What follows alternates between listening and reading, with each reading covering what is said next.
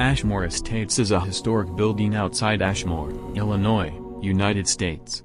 It was built in 1916 as the second almshouse on the property, part of the Coles County Poor Farm. This complex operated until 1959.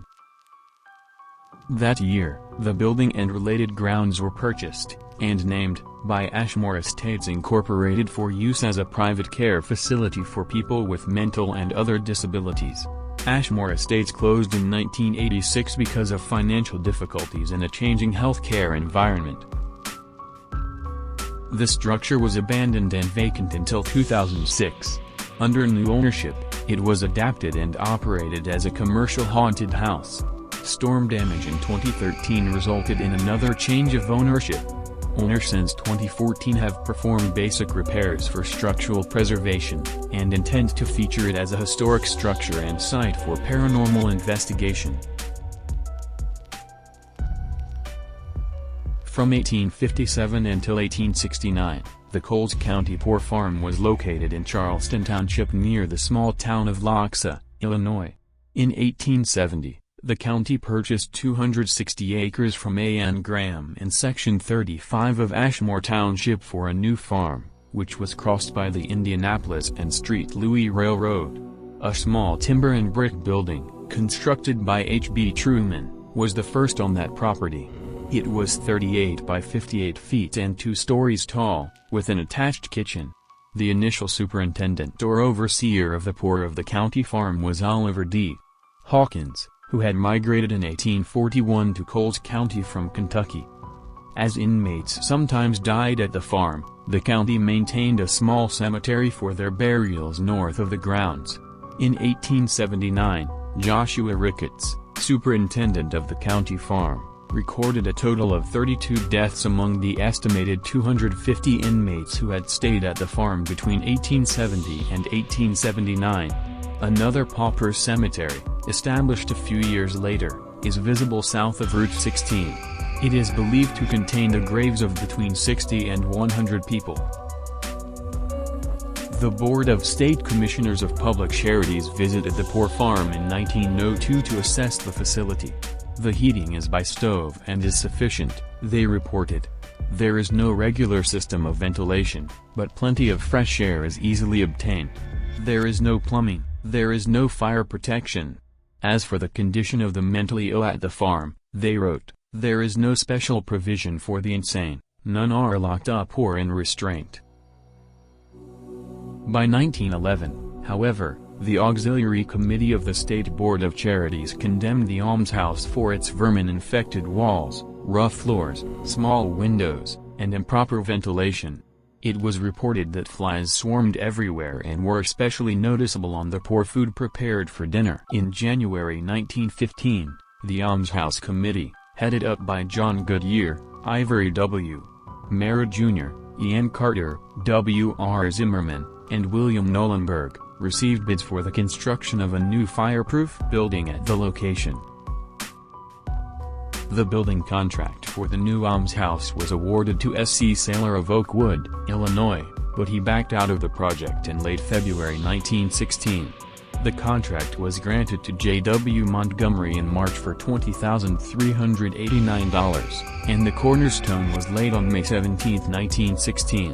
A full-time caretaker and his family were allowed to live in the almshouse or in a white farmhouse that used to be on the property.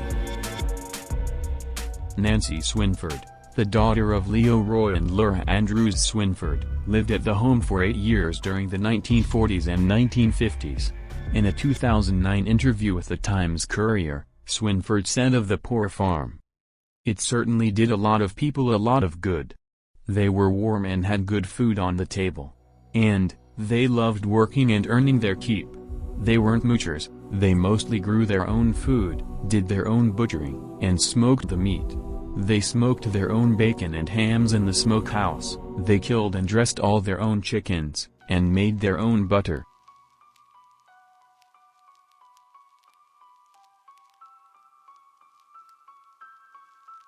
Coles County retained most of the farmland, but sold the almshouse and near property to Ashmore Estates Incorporated in February 1959.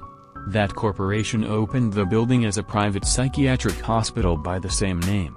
In October 1964, after 5 years in operation, the psychiatric hospital closed down because of debt. The institution reopened in 1965, but changed its focus from a private facility to one that accepted patients from state mental institutions. These were trying to break up the large asylums of the time. By 1968, the shelter care facility housed 49 residents, including 10 who had epilepsy. Paul Swinford, no relation to Mary Swinford, and Galen Martini purchased the institution in July 1976. The two originally envisioned building a new, one-floor residence, to house up to 100 patients, but the State Planning Committee refused to approve that plan. Swinford and Martini invested more than $200,000 to construct a modern addition to the old building and upgrade systems throughout. Construction began in 1977, but was not finished until the 1980s. On December 12, 1981, Barbara Jean Clark became director of the care facility. "We have the opportunity to be one of the best facilities of our kind in the area," she remarked in their 8-page in-house organ, The Ashmore Review. It included patients who were developmentally disabled, and training was planned. In February 1986, Paul Swinford entered into a limited partnership with a Peoria-based company known as Convalescent Management Associates Incorporated to help manage the institution's finances. Because the Departments of Public Aid and Public Health did not issue required licenses and certificates for nearly a year, Swinford filed for permission from the Illinois Health Facility Planning Board to close the facility. At that time, Ashmore Estates' financial losses exceeded $1.5 million. By the end of April, all of the residents had been transferred to area homes, and Ashmore Estates closed its doors. No one attempted to reopen the institution for 3 years. In 1990, Paul Swinford, with Corrections Corporation of America, based in Tennessee, tried to adapt Ashmore Estates as a mental health facility to treat teenage boys who were in the justice system. On December 18, the Ashmore Village Board unanimously rejected Swinford's request for a zoning permit. They stated concerns related to fire safety of the facility, and public opposition to the proposed use. On Halloween night in 1995, a fire destroyed an outbuilding that was across the lawn from the front entrance of the main building. This was the site of the former house of the poor farm superintendent. The outbuilding had been used to teach motor skills to the developmentally disabled prior to the facility's closure in 1987. In 1998, Arthur Kilclosure, from Sullivan, paid $12,500 for the property with intentions to renovate the building as his private home. These plans were soon abandoned due to repeated vandalism.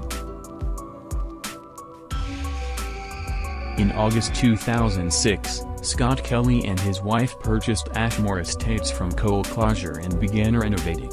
According to Kelly, the building was a wreck. It took 7 weeks of 40 hours a week to clean it out. The windows were mostly broken. To finance the project, the Kellys offered flashlight tours of the interior. Locals and self-styled paranormal investigators quickly lined up to get a look inside. To discourage trespassers, they erected signs and moved on to the property. The Kellys opened their commercial haunted house on October 13, 2006. In the off-season, Scott offered overnight stays in the building, under a program called The Night of Insanity. He featured speakers, movies, and guests such as psychic medium Carrie Stone from The Carrie Stone Show.